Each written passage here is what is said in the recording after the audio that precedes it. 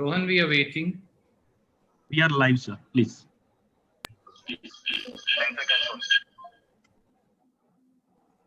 Ma'am, we can begin now. I can start. Yes, madam. Yes, ma'am, we can begin. So, respected Mamata ji and the Chief Minister, welcome and good afternoon to you all. We all seem to be getting used to this mode of communication. And who knows when we will be able to communicate directly. Well, there are a number of important issues that are related to center-state relations. And since Parliament is expected to meet in less than 3 weeks, I think, I thought that we should have an interaction so that we can have a coordinated approach. GST compensation seems to be a big issue. Compensation being paid to states on time according to laws passed by Parliament is crucial, and I know it is not happening. Dues have accumulated and the finances of all the states are badly affected. Now, GST, as we all know, was enacted as an example of cooperative federalism. The GST regime came into existence because the states agreed to forego their constitutional powers of taxation in the larger national interest and on the solemn promise of compulsory GST compensation for a period of 5 years. In the meeting of the Standing Committee of Finance on the 11th August 2020, the Finance Secretary, Government of India, clearly stated that the central government is not in a position to pay the mandatory GST compensation of 14% for the current year. So this refusal to compensate the state is nothing short of betrayal on the part of the Modi government, betrayal of state governments and of the people of India. So on the other hand, the central government continues to profiteer from unilateral cesses which are not shareable with states, and they corner this revenue. On top of that, apart from the GST, which is a burning issue, ordinances have been issued without consulting the states on agricultural marketing. I know that our Chief Minister from Punjab, Chief Minister Amrinder Singh, has already highlighted how these will destroy the MSP, the regime, and adversely impact on the PDS as well. There has been also a national outcry against the draft EIA notification 2020, which is deeply anti-democratic. Laws meant to protect the environment and therefore livelihoods and public health are being weakened. The auction of coal mines too has been objected already by some chief minister. Public sector assets created over decades are being sold off. Here too, you all know that some state governments have expressed their opposition. 6 airports have been given into private hands, and the railways, that is the lifeline of the country, they are also being privatized. There are other announcements like the national education policy that should really worry us, because, and it is a setback, it is actually a setback of, for progressive, secular and scientific values.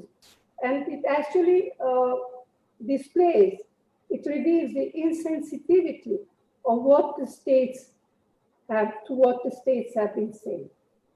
There are other problems of students and examinations. These are also being dealt with uncaringly. Now, there are many more issues, and I'm sure you are much more aware of them than I am. So I think I would stop here and hand the meeting over to Mamata ji. Sanjay, thank you so much for calling this meeting, especially at this crisis time, and when our students community, especially, they are facing a lot. Even they are totally in their uncertainty, they have their mental agony. They do not know. Government already announced that G and NEET exam will start from 1st to 6th and 13th. But how they will give the examination, I do not know, because more than 25.50 lakh students are involved. Even more than 4,500 to the centers are already there. Rail is not working properly. Aviation also, there are some problems. Transportation is also not effectively working because of this lockdown system and all this. Now, under this lockdown protocol, when like COVID, a pandemic is going on, then first in the month of April, UGC has sent a letter to the state government that they will defer this exam or they will take some other options. But again, they sent another letter to change that decision, which will harm the students, especially the graduation, post-graduation. And now the G and the NEET, our students and youth, they are very much talented. They are really very brave. They are very bright. And I do not know how they will sit for exam. Yes, I appreciate that government can say that Supreme Court has given the verdict and that's why government is doing all these things. I have appealed Prime Minister, I have requested, I have sent so many letters, but I can show you that yes, I have sent this letter to Prime Minister because of this NEET, G and this exam, other exam. And I requested Prime Minister that if the government can review government can request the Supreme Court when students community are in a serious situation. Even some people are facing the depression also. It is a mental agony. Then Government of India can appeal Supreme Court, Honorable Court to review the appeal so that students community, they feel they are not being harassed or they are not being deprived or they are not going for the mental torture or depression, what is going on right now, whatever we are getting the information from the grassroots. And now that is the option is there. Even with the state government, especially Punjab, Maharashtra, this Jharkhand, Puducherry, then we have the Rajasthan, and also we have the other state government also. Whoever will support it depends on them. But whoever present is here today, we can also, if the law permits, we can discuss this matter with our senior advocates. There are so many important advocates they are always helping us, maybe Abhishek Singhvi or Kapil, or there are so many important advocates in this countries are there. So who are experts in this field, we may discuss the matter with them. And Bengal is there. If Punjab Chief Minister can take initiative, Punjab, Maharashtra, Jharkhand, Puducherry, Rajasthan and others, then we can also jointly appeal. It may be that Supreme Court may say that we have already given the direction. But sometimes we have seen there are some precedent also that if the problem is there, if the situation is some sensitive, then of course they always give consideration to the people's voice, students' voice, because students and youth, they are the future, they are the asset of this country. So we also may appeal the Supreme Court if central government feel not to appeal, then we as a state government, because we are also elected government, this will be my request to all the state government. Let us do it together. Let us go to Supreme Court and let us request them to postpone it for the timing unless the situation allows students to sit for exam. And more than 24.50 lakhs, it is not a joke. Even G, there is a system for online exam, but medical, no. From where they will be coming, where they will be going, how they will be going. Even mentally also, they are not prepared for this. Now all the educational institutions are closed. So at this situation, that will be my first appeal to all of you. I am thankful to Saniaji for convening this meeting today, because it's a very serious issue. I thought what we discussed about COVID, this is also an important issue. Education issue is a more important issue, and we stand by our students. We stand to our students and you, and we are stand by our students. Whatever they require the help, we are willing to do it. This is number one. Every chief minister must come forward and we must work together. Number two, what Soniaji said, 100% I can assure you, yes, we are fighting the battle. Whatever they are saying nowadays in the name of cooperative federalism, the state government is being bulldozed like anything. In every meeting, your chief ministers ask the other chief ministers, I raise my issue every time. Now state, where the money will be coming? Our tax, we are giving to the central government. They are collecting from state government. Earlier, there is a planning commission. States should meet with the planning commission and they should decide their policy. Now nobody is there. Now nobody is talking even. GST, of course, from my government, I can tell you, 4,100 crores, I have to get it within month of May, June, but I have not yet received. So how do we run the government? COVID, the pandemic is going on. And now we are not getting one single paisa.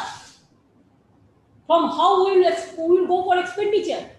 We have to give for state house free of cost, treatment free of cost, medicine free of cost, ventilator free of cost, nasal oxygen free of cost, even their ambulance free of cost. Everything we are giving free of cost. Even the migrant workers, they came. We gave their ticket, the expenditure. We are trying our best, madam. But the problem is that we are not getting anything. They are saying so many things. Sometimes finance minister said we are giving this thousands of crores, lakhs of crores, but where is the money? The same thing they are repeating. Even we requested all the chief ministers who are present, they know that FRBM system, madam, there is a FRBM system of financial discipline. We said that when we allow, we said that Japan can use 20% for that, for FRBM. They are giving GST, the system.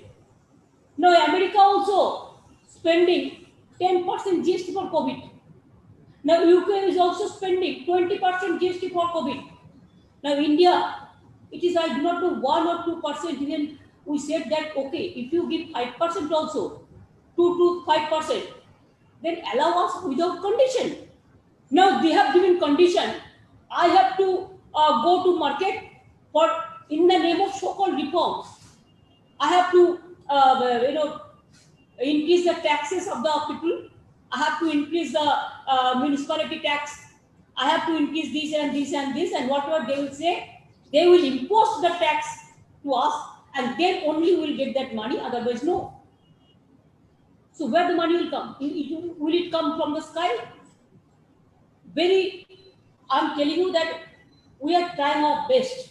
It's very difficult to give the salary to the workers. No fund is available. It's very difficult. Even the unorganized sector is suffering a lot. The MSME sector to farmers to unorganized sector. Nothing is there, no help. Only big speech is coming up. And if we want to say something, then of course, there are so many agencies. They will be surrounded by us. Let them. But what to do? Two options are there. Either you fight for the people, and if you don't fight for the people, then there are so many friends, they are just surrounded by us. how they can disturb us. I have not seen in a democracy this type of atrocities. I'm sorry to say, it's most unfortunate part of today. We are facing an acute crisis. We cannot speak. We cannot speak out. We cannot speak freely. The media cannot speak. They are also being guided what to speak, what not to speak. Spending lots of money against us. Now from Facebook to everywhere. The fake news, the distorted news to damage the opposition, especially opposition who are in the opposition, like anything. So they don't care. Nowadays, I have not seen even other thing I want to tell you, madam, just one thing. After that, other friends will speak out.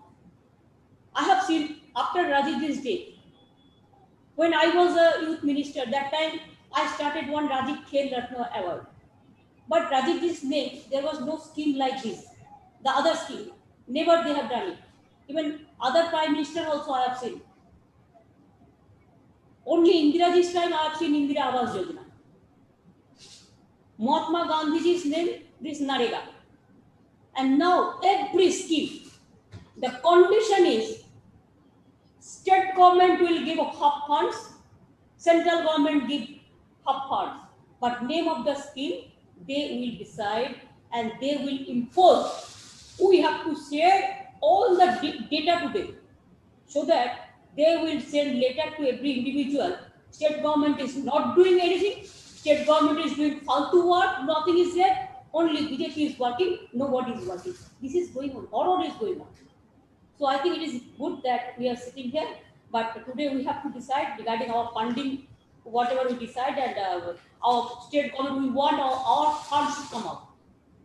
It is we deserve it. It is not that we are begging. We are not going for begging. From my state, I can tell you 53,000 crores I will get from the central government. They are not giving us. Even Amphan, you have seen this big cyclone. 1,000 crores they have given only just advance. Nothing is there. Even disaster management fund is being finished. Nothing is there. So this is the situation. Situation is very, very serious.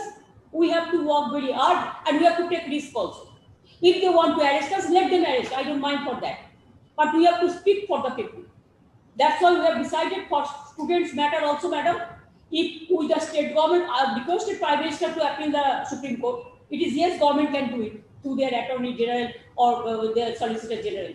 If they don't do it, of course, from our side, we can appeal Supreme Court, and also we can go for some movement also, the public movement. Everywhere Mahatma Gandhi's statue is there, at least on behalf of the students, we can go for a day, dharna, strike, something. That will be my request to all of you. I think I have discussed something. So other state government is also fighting the battle like anything. Now, Shania ji, you may conduct the meeting. Why don't you carry on conducting the meeting, Mamta ji? You're a senior leader. No, come on. I know that you have to go earlier, so you can conduct it for a while and then I'll take on. That is my privilege. I am honored and I am really privileged when you allow us to do it. But I think when you are present here, I think it is better if you can. First time I can announce and then you can do it. All right. I will be sitting here with you. First, may I request Shibu Sorenji? Sorry, Hemant Sorenji. I have seen him. I have seen his face. Sorenji, बताइए, फरमाइए क्या बोलना है?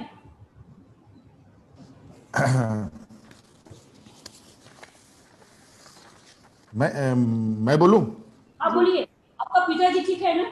तबीयत ठीक है? हाँ बिल्कुल बिल्कुल मैम बहुत अच्छे हैं. He is now shifted to Medanta, Delhi. He is fine now. बोलिए Hemant. Mother, father both are positive now. Yes, yeah. I know. That's why I asked about father. But father is okay, but old health medical issues थे, so that उनको हम लोगों ने transfer किया है Delhi. Otherwise nothing else. Fine. बताइए CBD Hemant जी कैसे हम कर सकते हैं? बिल्कुल बिल्कुल बढ़िया। सीबीडी का नाम यहाँ मैं सॉरी चाहूंगा भी, थोड़ा सा मैं पहले भी आप लोगों से मैं बोल रहा हूँ, क्योंकि दीदी को हमने सुना भी, कुल मिला करके के उसी तरीके से हमारी भी बात है। आज की इस बैठक में आदरणीय सोनिया गांधी जी, विभिन्न राज्यों के सभी मुख्यमंत्रीगण, हमारी ममता दी, सबको मेरी तरफ से आज की इस मीटिंग के लिए बहुत बहुत स्वागत, अभिनंदन के साथ अपनी ओर से प्रणाम जोहार करता हूं। और एजेंडा तो मुझे विशेष नहीं मिला है, लेकिन जो बातें हो रही है प्रेजेंट सिचुएशन को लेकर के, दीदी ने पूरी बातें कही, लगभग पूरी इलैबोरेट करके उन्होंने कही है। ये बात सही है मैडम कि देश की स्थिति तो बहुत अच्छी है, कही जा सकती है। और एग्जाम को लेके जो बातें आई, और जो सेंट्रल गवर्नमेंट का जो हम लोगों को मदद मिलता है उससे जीएसटी का जो विषय आया, वो सारी बातें आ गई। वही हाल कमोबेश हमारे राज्य में भी है। लेकिन पता नहीं ऐसा क्यों लग रहा है कि शायद हम ये कहने से हमें हिचक नहीं होनी चाहिए कि विपक्ष हम लोग थोड़ा सा कमजोर होते दिख रहे हैं, चीजों को बहुत जोरदार उठा नहीं पा रहे हैं। और जिस तरीके से सत्ताधारी आज सारे मैकेनिज्म को विपक्ष के विरुद्ध में यूज कर रही है, ये आने वाले समय में फेडरल स्ट्रक्चर के लिए निश्चित रूप से बहुत बड़ा घाटा है। और आपने देखा किस तरीके से ये कोविड के सिचुएशन में भी इतने जो माइग्रेंट लेबर आए, उनको राज्य में आने के बाद लगभग 7 वीक्स इनको लगा कि मजदूरों को बहुत परेशानी हुई। 7 वीक्स लग गया। उसके बाद ये किसी तरीके से थोड़ी बहुत एक्ट उन लोगों ने किया, फिर बाद में धीरे धीरे मुद्दे बदलते चले जाते हैं ये, और लोगों का जो डिस्कशन ऑफ पॉइंट है वो डाइवर्ट करके दूसरी तरफ ले जाते हैं। आज मैं जो फील कर रहा हूं, मुझे लग रहा है कि बहुत अंडरग्राउंड बहुत ज्यादा आक्रोश है, विशेषकर युवाओं में तो बहुत ज्यादा आक्रोश है। क्योंकि जिस तरीके से यहाँ पर जो उनके रोजगार छीने गए, उनके रोजगार चले गए, ये सभी अर्थशास्त्री टीवी में या अखबारों में लिखते हैं, उसको देखने के बाद पता चलता होगा कि देश की वास्तविक स्थिति बहुत अच्छी नहीं है। और आज मैं शुरू से इस बात के लिए प्रधानमंत्री जी के सामने फ्लैग करता रहा हूं। आज देश में अर्थव्यवस्था की जो हालत है, ये बात तो राज्य सरकार की तो बुरी हालत है ही। जब से जीएसटी इम्पोज हुआ उस समय से समझिए कि राज्य सरकारों की रीढ़ की हड्डी निकाल ली गई है। सारे डिसीजन अब केंद्र सरकार करती है, जो उनको देना है देंगे, जो नहीं देना है नहीं देंगे। अपने स्टेटों को, अपने जो उनके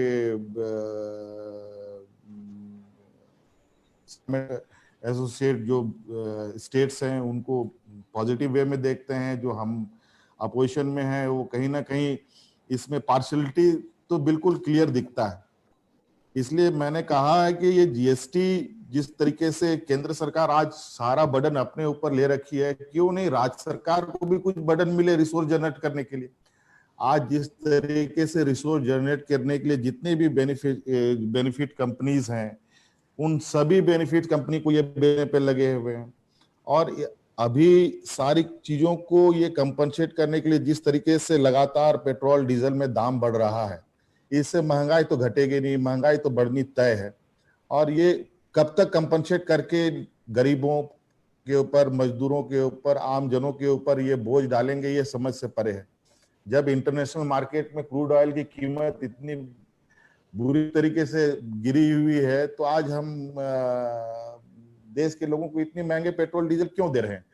इसका मतलब स्पष्ट है, ये कहीं ना कहीं इन लोगों का एक अपना स्ट्रेटेजिकली मूव है, जिससे ये एक रिसोर्स जनरेट राज्य के लिए नहीं, देश के लिए नहीं, बल्कि अपने कुछ जो इनके कथाकथित लोग हैं उनके बैलेंस शीट को सुधारने में लगे हुए हैं। जो मुझे जानकारी है, पता नहीं सही है कि गलत है, जो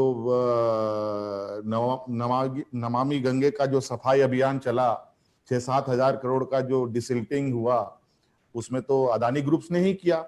आज वो तो कोई पता भी नहीं कर पाएगा कि वो पैसा गया कहाँ।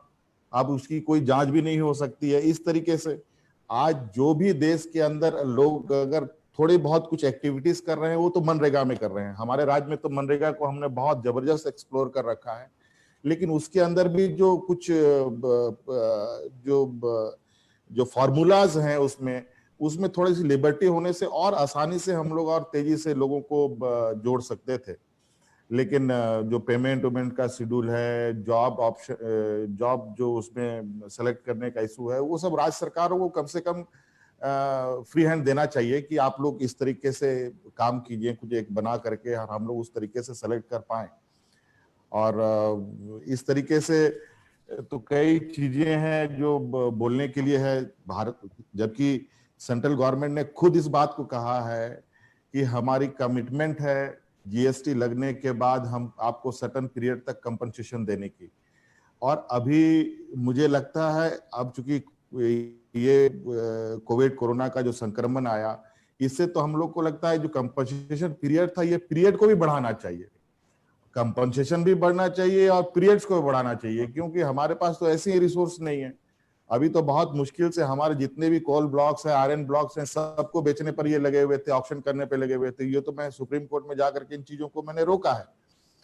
और उस पर मैं हम लोग होमवर्क भी कर रहे हैं कि हम अपने रिसोर्स को अपने राज्य के बेनिफिट के लिए कितना यूज कर पाए, रिसोर्स जनरेट कर पाए, ताकि सेंट्रल गवर्नमेंट के लिए हर एक रुपया के लिए हम मोहताज ना हो। ये हमारा वर्क प्लान में है। और मैडम यहाँ एक और इशू है अभी एग्जाम का, जो नीट का है और जेई का एग्जाम का विषय, जो इन लोगों ने इसको दे रखा है, नेशनल एग्जाम क्या है, एनटीए को जो इन लोगों ने सपुर्द किया है एग्जाम देने के लिए, ये बात है, सही है, एग्जाम होना चाहिए, इसके पक्ष में मैं हूं। लेकिन मुझे लगता है इट इज टू हरी। अभी बहुत सारी चीजें जो अभी हम लोग मुसीबत में फंसे हैं, अभी मुझे लगता है इसके लिए तो बहुत कुछ हमारे राज्य में तो स्थिति ये है कि हमारे राज्य में यूपी से भी बच्चे यहाँ एग्जाम देने आते हैं, बिहार से भी आते हैं, आस पड़ोस के राज्य के भी लोग यहाँ पर सेंटर डालते हैं। और मुझे जहां तक जो जानकारी मिली है, हमारे राज्य में तो मात्र 4-5 डिस्ट्रिक्ट्स को ही इन लोगों ने सेंटर बनाया है। मतलब हमारे यहाँ जो स्थिति होगी, डेफिनेटली सारे बसेस खोलने पड़ेंगे, सारे होटल्स खोलने पड़ेंगे, सारे ट्रांसपोर्टेशन सिस्टम ऑन करना पड़ेगा। और जो अभी कोरोना तो मेरे दरवाजे तक आ गया है, अब उसके बाद जो बच्चे आएंगे, बच्चे अकेले नहीं आते इस एग्जाम में, बच्चे अपने पेरेंट्स के साथ मूव करते हैं। और खासकर जो गर्ल्स होती हैं और पेरेंट्स के साथ आती हैं, मतलब को एक नहीं डबल ट्रिपल करके वो लोग आएंगे, मतलब पॉपुलेशन बहुत बड़ा होगा, जिससे संक्रमण उस समय और ज्यादा होने की संभावनाएं भी होंगी। मुझे लगता है इसमें डिले करने के लिए और थोड़ी सरकार को कुछ फैसिलिटेट करे केंद्र सरकार, ताकि हम लोग बेहतर तरीके से इस एग्जाम को करा पाए। नहीं तो फिर जो जिस तरीके से इन लोगों ने हर चीज से पल्ला झाड़ा है, इस केस में भी ये पल्ला झाड़ेंगे और सारे राज्य सरकारों के मत्थे डालेंगे कि राज्य सरकार की जिम्मेवारी है। राज्य सरकार के पास ना वेंटिलेटर अभी हमारे पास उपलब्ध है, ना बेड उतना सफिशिएंट लोगों के लिए उपलब्ध है, ना हमारे पास वैसे रेस्क्यू सिस्टम हमारे पास इमीडिएट हम जनरेट कर पाए। तो है, समस्या तो है मैम, लेकिन इसके लिए हम लोगों को लगता है कि जॉइंटली कुछ प्रोग्राम बनाना चाहिए। मैं इसके पक्ष में हूँ। थोड़ा विपक्ष की आवाज थोड़ी बहुत कमजोर हमको महसूस हो रही है, और ये लोग तो जिस तरीके से आए दिन कभी सरकार को परेशान करो, कभी उस सरकार को परेशान करो, कभी इस विधायक को परेशान करो, कभी उस मिनिस्टर को परेशान करो, इसी में फंसा करके हम लोगों को माइंड डाइवर्ट करते हैं और हम लोग को इनके मेन मुद्दे से हम भटक जाते हैं। और इसलिए हम लोगों को थोड़ा सा उनके जो स्ट्रेटजिकली पॉलिटिकल डाइवर्ट है, उस पर भी एक कड़ा नजर रखते हुए हम लोगों को उनको हिट करने की आवश्यकता है। मुझे नहीं लगा, क्योंकि इन लोगों ने गलतियां इतनी कर रखी हैं मैम, कि अगर हम लोग सही तरीके से सही प्लेटफॉर्म पर बातों को रखें तो मुझे लगता नहीं है कि हम लोग इनको ये करें।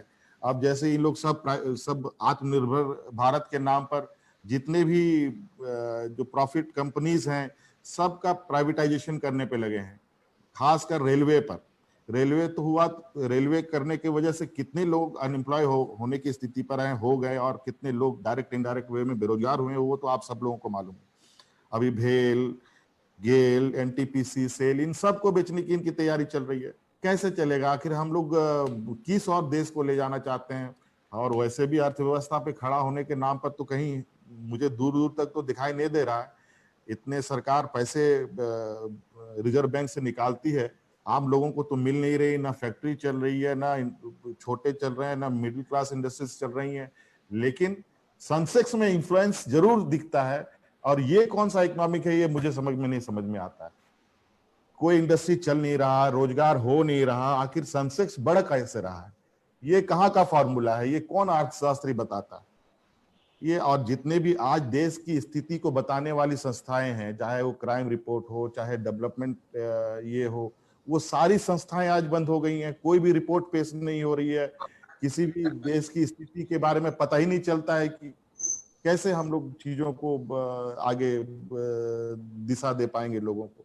इसलिए थोड़ा सा हम लोग, मैडम आपने अच्छा पहल किया है, और हम लोग मजबूर भी हैं कि हम लोग मिल नहीं पा रहे हैं, लेकिन अब हम लोग को लगता है कि मिलने की भी, और या तो इस तरीके का कोई प्लेटफॉर्म बना करके हम लोग रेगुलर एक सीटिंग करें, ताकि हम लोग को इनके जो षड्यंत्र हैं इसको हम लोग मुंह तोड़ जवाब दे पाए मैडम।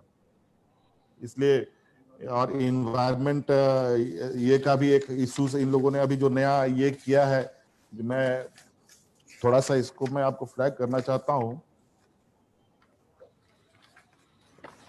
इन लोगों ने एक जो नया अमेंडमेंट EIA का जो इन लोगों ने किया है, जो पब्लिक डोमेन पे इन लोगों ने रखा भी था, लगभग 20 लाख लोगों ने सजेशंस दिए हैं। इसमें जो मेजर इन लोगों ने चेंजेस किया है, पोस्ट फैक्टो एनवायरनमेंट क्लियरेंस का, मैडम ये तो डिजास्टर होगा राज्यों के लिए।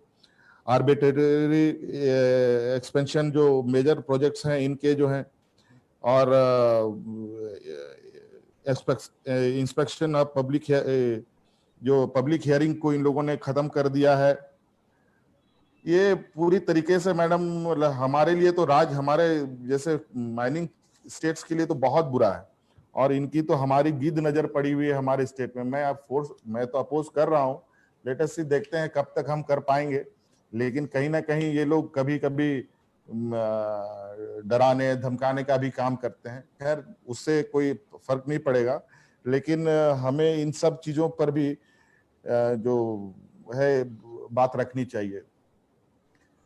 तो इस तरीके के है मैडम, हम तो, और बातें बहुत है, लेकिन आप लोग सीनियर लोग हैं, आप लोग ज्यादा एसेस करते हैं, आप लोग देख रहे हैं, और बिल्कुल हम आप लोगों के साथ हैं। आप लोग बेहतर प्लानिंग कीजिए, और प्लानिंग होनी चाहिए और जोरदार होना चाहिए, मेरा ये मानना है। धन्यवाद मैम।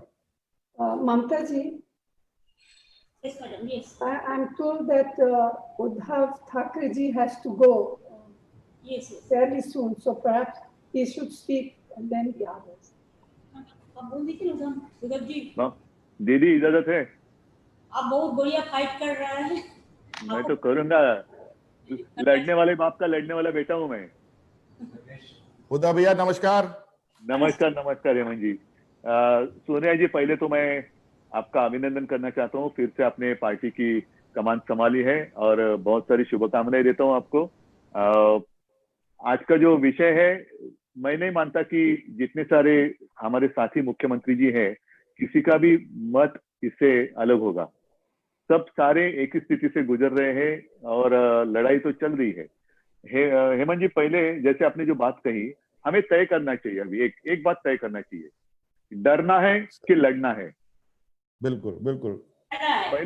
पहला ये तय करो, नहीं तो ये हमारी चर्चा होती रहेगी, मिलते रहेंगे, चाय पीते रहेंगे, जो भी कुछ, जहाँ आपके यहाँ आएंगे तो आप जो खिलाएंगे हम खाएंगे, हमारे यहाँ आएंगे तो सही बिल्कुल बिल्कुल। इसमें कोई मतलब नहीं है। लड़ना है तो लड़ना है, फिर जो होगा होगा। और हमारा तो यही है, सत्यमेव जयते। ऐसे कभी ये नहीं कि आज तक कभी सत्तामेव जयते नहीं है, सत्यमेव जयते है। तो लड़ना है तो लड़ना है। आम आदमी क्या होता है, आम आदमी की ताकत सबसे बड़ी होती है, उसका आवाज सबसे ऊंचा होता है, और वो अगर कोई दबाने की कोशिश करे तो उसकी आवाज उठानी चाहिए, और वो हमारा कर्तव्य बनता है। खैर, दो तीन मुद्दे जो मेरे पास आए हैं, एक तो जीएसटी की बात, दीदी आपने जो कही वही सारी लोगों की स्थिति है। लगातार ये जो पूंजी है बढ़ती जा रही है, दिन ब दिन एक एक महीना जैसे आगे आगे निकल जा रहे हैं। केंद्र से आने की जो जितने पैसे हैं उसमें बढ़त हो रही है, लेकिन मिल नहीं रहा है। मैंने आज जानकारी ली, बीच में हम क्या करें, खत लिखते रहते, पत्र लिखो, और जब भी हमारी वीडियो कॉन्फ्रेंस होती है, आपने देखा होगा, मैं कोशिश करता हूं कि हमारे जितने बाकी सारे दुख है वो वहां मैं नहीं कहता हूं। जो भी कोविड के बारे में होता है मैं कोविड के बारे में कहता हूं, अन्यथा बीच में हम खत तो लिखते रहते हैं। कभी जवाब आता है, कभी आता नहीं। जवाब आता है तो भी पैसे कभी आते हैं, अप्रैल से तो शायद आए भी नहीं है। तो ये स्थिति आज के दिन हमारे सबकी है। लड़ तो सभी रहे हैं, कोविड के साथ लड़ रहे हैं, अपनी ही सरकार है, ऐसे नहीं हम विपक्ष में। विपक्ष का मतलब क्या है? विपक्ष का मतलब ये नहीं कि किसी पार्टी का हम बुरा चाहते हैं, नहीं, हम भी आम आदमी की उसके हम रिप्रेजेंटेटिव है, हम भी कुछ हमारा अधिकार है। आज कैसे होता है कि राजीव जी की बात करें तो उन्होंने पंचायत राज, वो एक बात कही थी। पंचायत राज का मतलब क्या है कि जो भी सत्ता होती है उसको छोटे इसमें केंद्र में उनका अधिकार दे दो। आज क्या हो रहा है? आज सबके जो अधिकार है एक हाथ में चले जा रहे। फिर हमारी स्टेट गवर्नमेंट जो है, हमारा राज्य सरकार का मतलब क्या है? क्या कभी आगे जाकर ऐसे हो जाएगा कि राज्य सरकार की जरूरत ही नहीं रहेगी, एक ही व्यक्ति देश चलाएगा और हम खाली हाँ में हाँ मिलाते रहेंगे? ये नहीं होगा। फेडरल स्ट्रक्चर जो है वो उसको डॉक्टर बाबा साहेब आम्बेडकर जी ने उसको ध्यान में रखकर हमारी घटना बनाई है, और उस घटना में जो भी अधिकार सबको दिए हैं उसका अगर हम आदर नहीं करेंगे तो फिर हमारे यहाँ डेमोक्रेसी है कहाँ? तो डेमोक्रेसी की बात अगर हम करें तो डेमोक्रेसी में सबसे ऊंचाई पर है हमारी घटना, और उसमें फेडरल स्ट्रक्चर की जो बात की गई है उसको तो उसकी रक्षा करना, सरकार चलानी, हम सरकार को चलाना हमारा कर्तव्य है, लेकिन घटना का रक्षण करना वो भी काम है। तो इसीलिए जीएसटी के बारे में भी मुझे ऐसा लगता है कि क्या उसके ऊपर भी फेर विचार होने की आवश्यकता है कि पहला जो एक स्ट्रक्चर था, हो सकती है कुछ बात हो सकती है कि कुछ अगर कुछ बदलाव लाए, अच्छा भी हो सकता है, बदलाव लाए तो गलत भी हो सकता है। अगर गलती हो सुधारी भी जानी चाहिए, सुधारने की आवश्यकता हो तो उसको स्वीकार कर आगे जाना चाहिए। तो एक बात तो मैं मानता हूं कि केंद्र से पैसा कितना आना बाकी है वो तो है, लेकिन क्या ये जो स्ट्रक्चर पहले था वो और आज का जो है इसके बीच में कुछ रास्ता निकलना चाहिए कि पहले था वो सही था? इसके ऊपर भी हमें सोचने की आवश्यकता है। एग्जाम की अगर बात करें तो मैंने तो शायद मई एंड या अप्रैल जून में हमने डिसीजन लिया, जो फाइनल ईयर है जितने सेमिस्टर हुए हैं उसको एग्रीगेट कर मार्क्स दिए जाए, और हमने कभी ये नहीं कहा कि हम एग्जाम नहीं लेंगे। लेकिन जून महीने की अगर हम बात कर रहे थे, मैं कर रहा हूं, तो जून की स्थिति और आज की स्थिति, आज तो ये खतरा बड़ा है। और हमारे शहर में ठीक है, हमारे मुंबई में तो हमने कंट्रोल करने की कोशिश कर रहे हैं, काफी कंट्रोल में आ भी गया है, लेकिन और कुछ जगह वो फैल रहा है, कोरोना थोड़ा फैल रहा है। तो जून से आज की बात करें तो आज ज्यादा फैला हुआ है। तो जून में अगर हम परीक्षा लेने की स्थिति में नहीं थे तो आज ये जब संकट बढ़ गया तो हम कैसे परीक्षा ले सकते हैं, एग्जाम कैसे ले सकते हैं?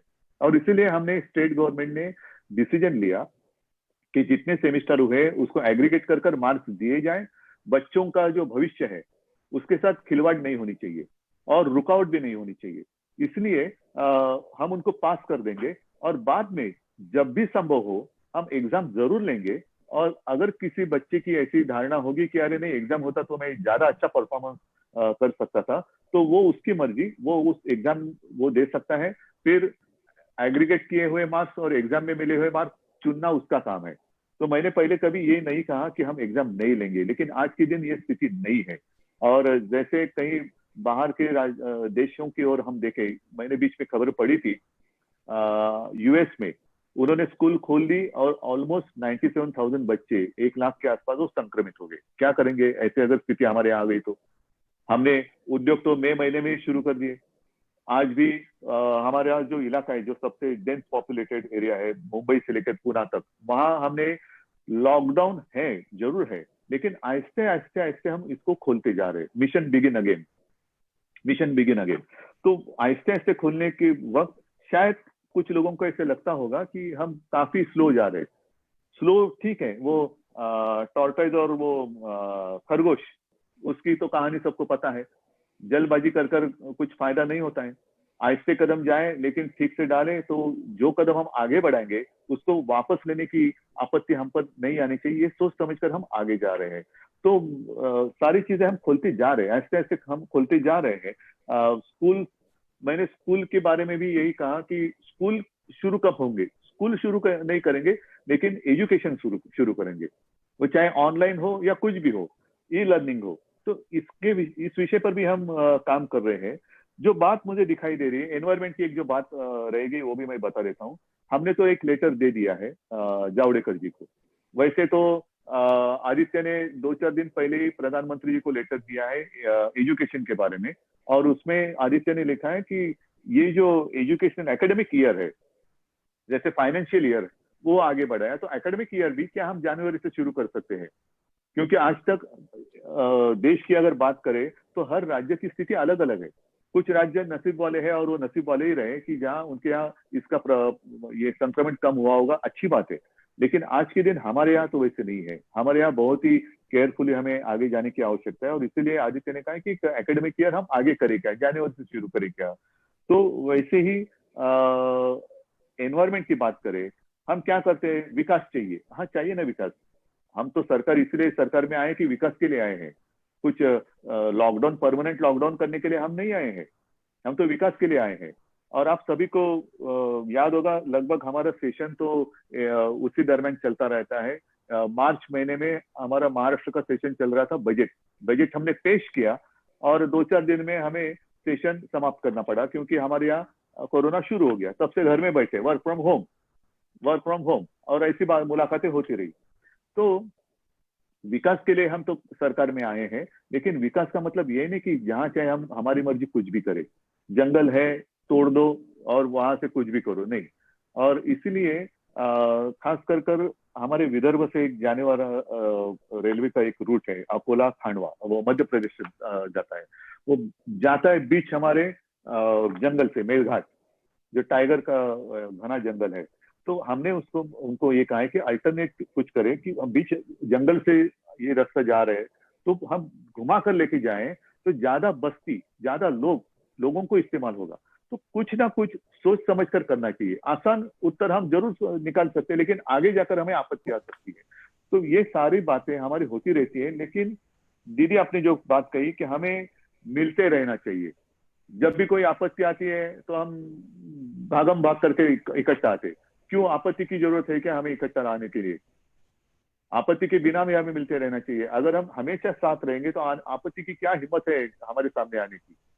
हम हमेशा साथ रहेंगे तो आपत्ति भी डर कर रहेगी, अरे ये तो इससे इनके नजदीक जाने में खतरा है। आपत्ति को खतरा महसूस होना चाहिए, हमें नहीं। और ये जो बात हम जो कर रहे हैं, ये कॉमन मैन की बात है। जैसे जीएसटी की बात है, पैसा आएगा नहीं तो हम कैसे करेंगे? जैसे आपने कहा कि सारी बातें हम तो फ्री दे रहे हैं, ट्रीटमेंट फ्री दे रहे हैं, ये दे रहे हैं, वो दे रहे हैं। अभी इस सितंबर से लेकर वो केंद्र से जो पीपी वेंटिलेटर जो आने वाला था, आ रहा था, वो भी बंद होने जा रहा है। वो मुद्दा भी मैंने पिछले प्रधानमंत्री जी के सामने कॉन्फ्रेंस पे मैंने उठाया था। एक एक चीज वो बंद करते जा रहे हैं, और हमारे यहाँ हमें देने की आवश्यकता हो रही है, जरूरत पड़ रही है। तो ये सारी बातें हमें सोच समझ कर एक प्रोग्राम बनाना चाहिए, और सब मिलकर हम जाएंगे, केंद्र के सामने जाएंगे। ठीक है, हमारा अधिकार है, हम भीख नहीं मांग रहे। जो बात आपने कही वो सच है, भीख नहीं मांग रहे, हमारा अधिकार है, हमारी जनता का अधिकार है। और हमारी जनता, ठीक है, हमें भी वोट दिया है, और साथ साथ प्रधानमंत्री जी को भी वोट दिया है। मतलब ये जनता कोई हमें वोट देने वाली जनता बाहर से आई है और वहां उनको वोट देने वाली जनता यहाँ की है, ऐसी बात नहीं। एक ही जनता है, जनता तो वही है। लेकिन हम करे तो पाप और वो करे तो पुण्य, ये नहीं हो सकता, ये नहीं होना चाहिए। और इसलिए मैं कहता हूं कि सोच समझ कर एक प्रोग्राम होना चाहिए, मिलते तो रहना चाहिए। जब भी मौका मिले तो बिना मास्क, आज तो मैं बिना मास्क आपके सामने बात कर रहा हूँ क्योंकि मैं मेरे घर पे बैठा हूँ। हेमंत जी आप भी, और सारी बातें, क्योंकि हम अपने अपने घर में हैं। लेकिन उस दिन की हम कामना करते, प्रार्थना करते कि जल्द से जल्द ये कोरोना का संकट टल जाए और हम खुलेआम एक दूसरे के साथ ऐसे आमने सामने बैठकर बात कर सके। मुझे तो इतना ही कहना था, जो भी हमें करना है सब साथ मिलकर करेंगे। जनता की आवाज है, वो कोई दबा सकता नहीं, और दबाने की अगर कोई कोशिश करे तो हमारा कर्तव्य बनता है कि वो आवाज और ऊंचा करे। तो सोनिया जी, आपको मैं अभी धन्यवाद दे रहा हूँ, आपने मुझे जल्दी बात करने के लिए इजाजत दी, और मैं सबसे क्षमा चाहता हूँ, थोड़ा मेरी कैबिनेट अभी शुरू हो जाएगी तो इसलिए मैं इजाजत लेना चाहता हूँ। इजाजत रहेगी आप सबकी तो कैबिनेट के लिए मैं जाऊंगा, और सबको मेरी शुभकामनाएं। साथ है और साथ में रहेंगे, साथ में लड़ेंगे। Thank you very much. जय हिंद, जय Maharashtra.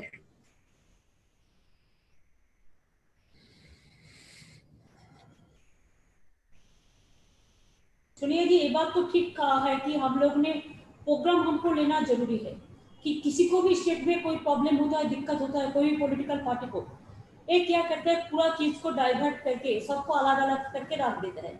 But we must raise our one voice, नहीं तो देश में क्या होगा, और कोई पॉलिटिकल पार्टी रहेगा ही नहीं। No, no, I agree. I agree that we have to work together and fight together.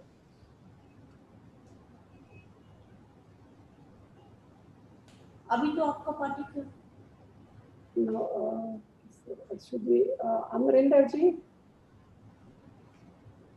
Good afternoon. Yes, good afternoon. Good afternoon, ma'am. Fellow Chief Ministers, good afternoon. Good afternoon. Ma'am, I think शुरू करें, as the root of all evil is this COVID, and the COVID situation is bad, it's getting worse. जैसे मैंने आपको बताया था that we are likely to reach a peak by mid to end September, and आज हमारे 44,000 cases हैं जो हो चुके हैं, जिसमें से 29,000 have been cured and sent back. But this 44,000 is likely to go up to 110,000 by the 18th, according to our doctors team that is handling this situation.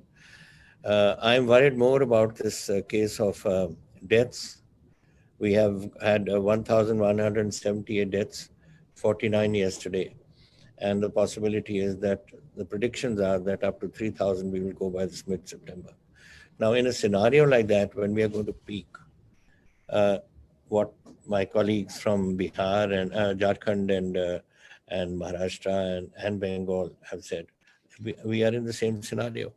We are today in a situation where the finances of our states are completely down. I can tell you that I don't know what the today statement has come from the finance minister that the GST is going to be on schedule, but my finance minister has gone from Punjab today to meet her, and let us see what happens there.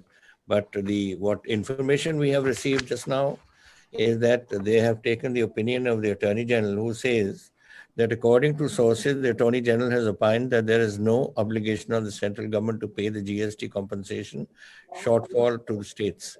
And GST Council has to decide on ways to make good the shortfall in compensation fund. Now, if we are not going to get compensation and we are not going to get our GST, and as of now, the situation is this, that my own state is down. My own revenues are down in GST by 38%, VAT minus 31%, state excise just 1% positive, taxes on vehicles minus 63%, this is compared to last year, and stamps and registration minus 41%, electricity duty 25%. This year, financial year, will be ending with something like 25,000 crore deficit. I don't have money. I don't have money to run. For Corona, I've got, we have already spent nearly 500 crores. Government of India has given us 101 crores, and they say that they're going to give us 30 more.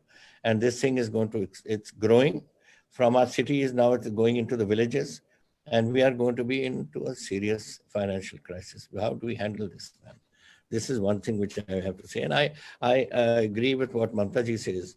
And I think all of us should collectively go and see the Prime Minister and go and tell him what we think of what the situation is like. And after all, he's the Prime Minister of the state. He has to give us. We've given all the powers of taxation to him through the GST. If we are all our taxes which we used to collect are now to be collected by him, and now they're saying that they may not be able to pay it. They don't have any commitment to give it to us. Then how do our states run? So we've got this sort of scenario which is developing, which is compensation. They have paid me GST up to March. Now 2 quarters they haven't paid.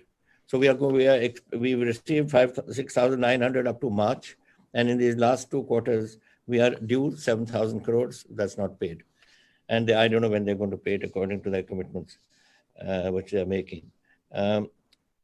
We have asked that the revenue deficit grant be allowed on the 15th Finance Commission should be allowed for the year 2021. They're giving it, but for the next 4 years as well. That they're not agreeing to. The government of India should provide liberal finance assistance for the decrease in revenue collection for COVID-19. That they're not agreeing to. Punjab, as I said, has received about 500 crores, ma'am, and 102 crores from them. They say 30 crores more, and we have spent nearly 500 crores. And that this figure is going to go higher and higher. Ma'am, when we started off COVID in March, we had 200 tests a day.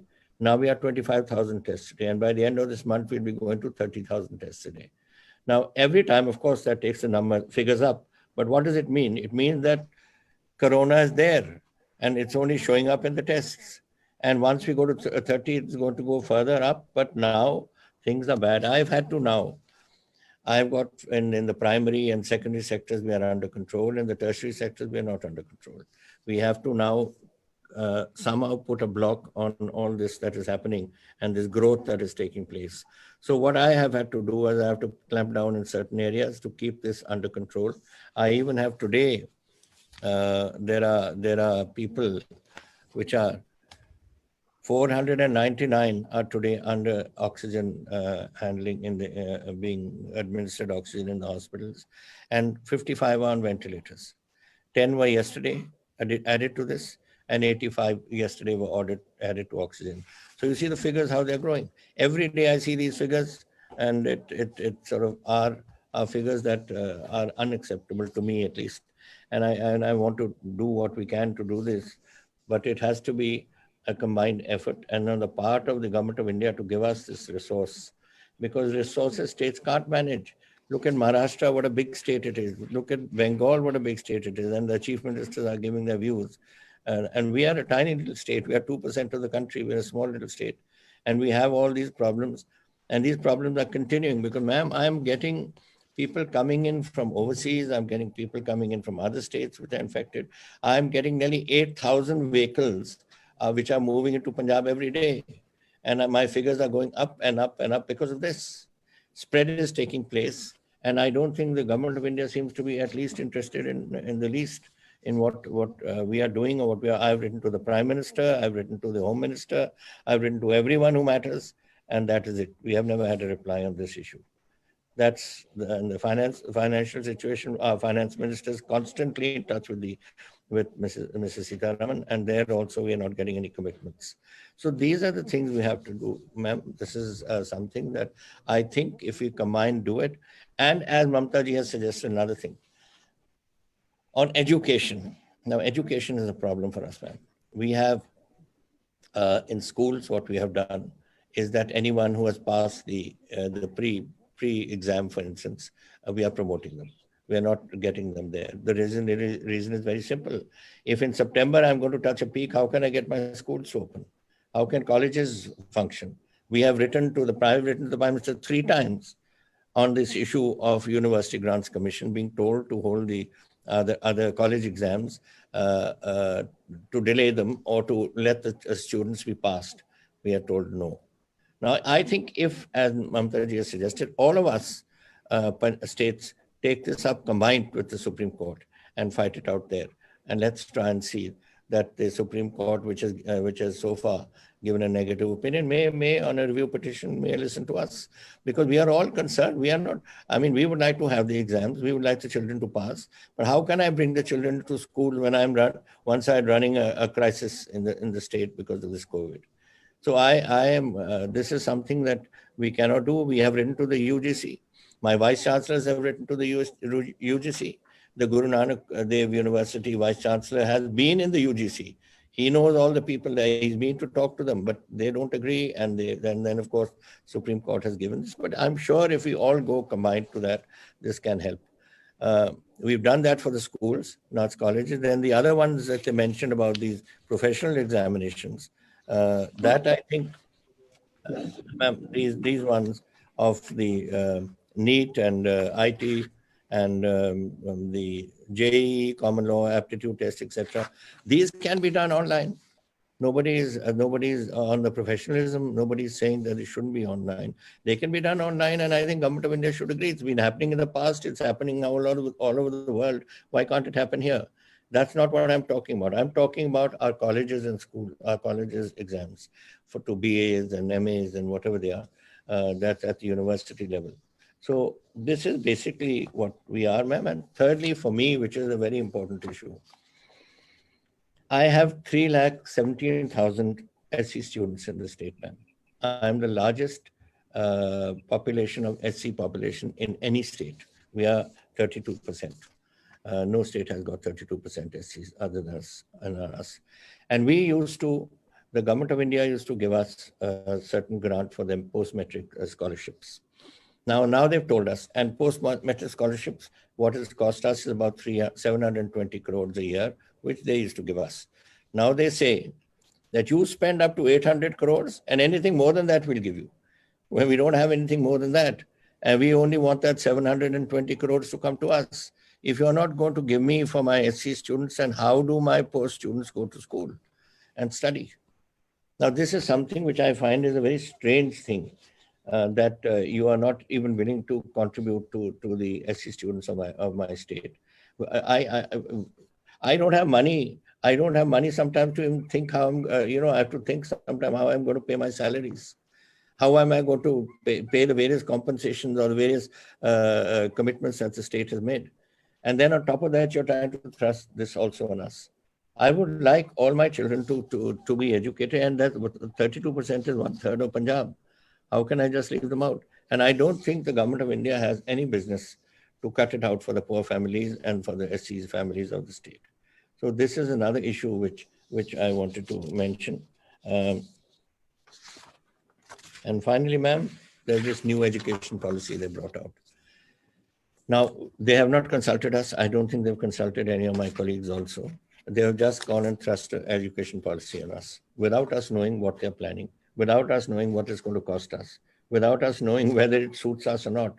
What suits us may not suit Assam, may not suit Kerala. We have a different, every state has its own system of these sort of education policies. So I would like that we are going to look through this. We are going to be putting up a committee to look into it. One, you trusted on us. What is the impact it's going to have on our education? What's the impact it's going to have on our finances? And then only we can answer this. But this is something another, I think it will affect the other states as well to consider this issue. And lastly, ma'am, just to give you some information, which is in fact, the paper has just arrived. Day after tomorrow, our Vidhan Sabha is starting. And we have said that everyone should, including the Chief Minister downwards, every MLA must have his COVID test done. A few were done today, and 23 of my MLAs are positive as of today. Now, these tests are going to continue tomorrow and day after tomorrow. Now, you can imagine, ma'am, if this is the state of my legislators and ministers, what is the situation in our state?